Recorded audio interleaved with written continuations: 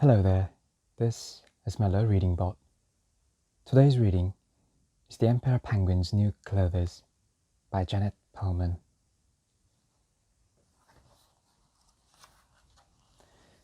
The Emperor Penguin's New Clothes.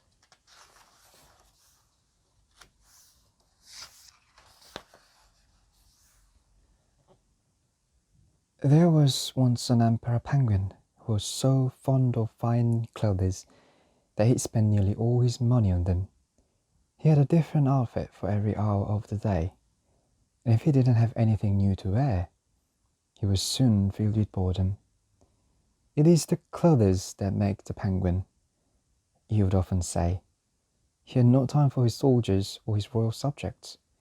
If anyone asked where the Emperor Penguin was, the answer was nearly always, "He is in his dressing room."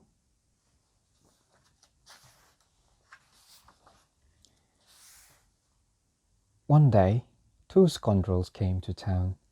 They announced that they were master weavers who could make a special magic cloth. Not only was it unusually beautiful, but it was completely invisible to those who were either dishonest or simple-minded.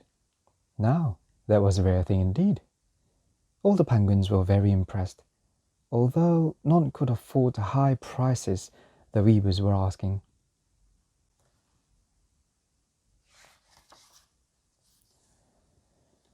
When news of the magic cloth reached the Emperor Penguin, he thought, "That is the thing for me.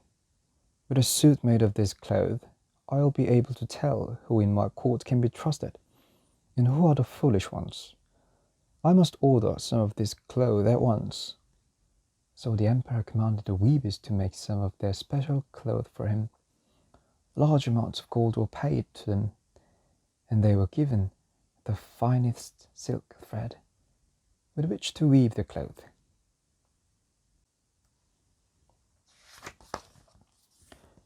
The scoundrels set up two huge weaving looms, but they kept the silk for themselves. They sat on the looms day and night, pretending to be very busy, though there were no thread on the machines at all. After a time, the Emperor wondered how his cloth was coming along, so he sent three trusted high officials to inspect it for him.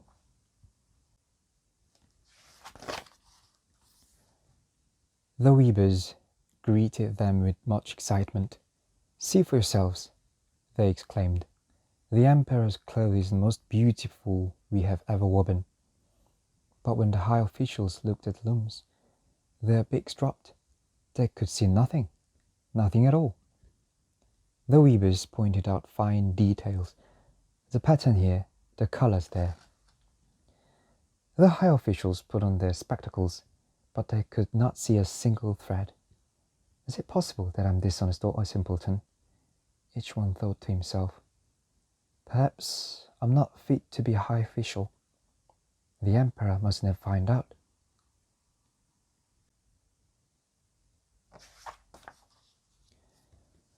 So one of them said, "Marvelous, such brilliant colors." And the others quickly added, "Yes, simply exquisite, glorious.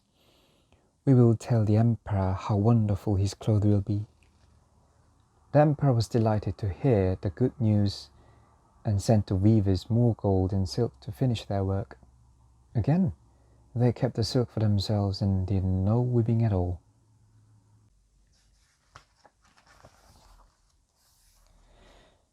Time passed, and the Emperor grew impatient to see his clothes, so he decided to visit the weavers himself. He took with him his wisest advisors, including three high officials who had been there before. When the Emperor arrived at the shop, the weavers bowed low and invited everyone to inspect the looms. "Isn't this the most magnificent cloth you have ever seen?" they said proudly. "Oh yes," exclaimed the high officials, and one added, "Why, the colors are even more vivid than I remembered." Everyone else was speechless. They looked at the looms from every side and underneath as well, but no one could see even the tiniest bit of cloth. The emperor rubbed his eyes in disbelief. Good heavens, he thought. If the others can see the cloth, why can't I? Am I dishonest? Or simple-minded? This is terrible. No one must find out.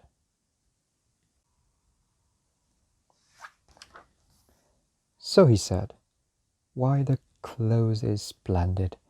What fine workmanship, superb." And the others added their praise. "Indeed, how striking the pattern is. Delightful." The emperor immediately ordered that a suit and a long trailing cape be made from the cloth. "I will wear my new clothes in grand parade for all to see," he exclaimed. "A brilliant idea," said the weavers. They measured him for the suit right then and there. Soon, every penguin in the land was talking about the grand parade.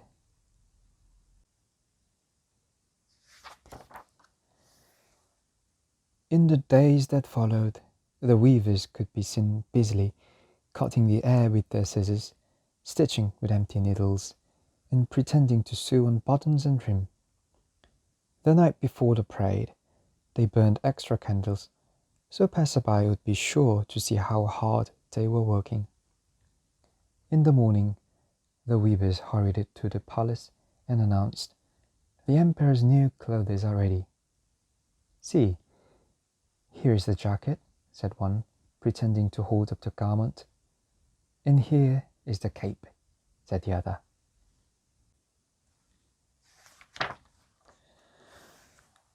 "Oh dear, I cannot see the clothes," thought the emperor, "but everyone else can, so they must be there."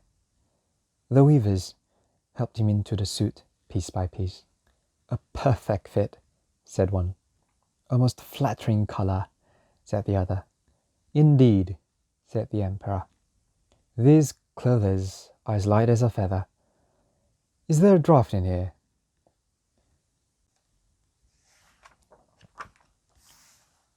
Trumpets sounded, and grand parade was underway. Everywhere, penguins crowded the streets, waiting to see the emperor's new clothes. What a magnificent, stately procession it was! First came soldiers and marching bands in splendid uniforms, followed by dancers and acrobats in colorful costumes. Then came the official penguins of the court in long flowing robes, and at last the emperor.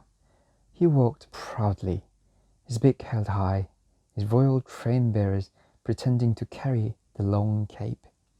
A hush fell over the crowd as he approached. Everyone stared in amazement. No one could see the emperor's clothes at all. But then a few penguins started to cheer, and others joined in. No one wanted to be thought dishonest or simple-minded. "Look at the emperor's new clothes! How majestic he is!" came the cries of admiration from every side. Everybody waved the emperor, and the emperor waved back. Suddenly, a small voice rose from the crowd. "But look, the emperor isn't wearing any clothes." The voice came from a very young penguin. Some of the crowd stopped cheering as the penguin called out louder, "Can't you see? The emperor isn't wearing any clothes at all." Now the emperor heard him too. He was shocked to hear such a thing, but soon others were repeating what the young penguin had said, first in whispers and then louder, until the whole crowd was shouting, "He's right, the emperor has no clothes." The emperor's beak turned bright red, for he knew it must be true.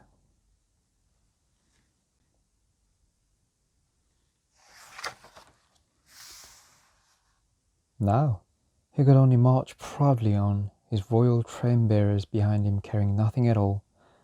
As for the scoundrels, they were never seen in the town again.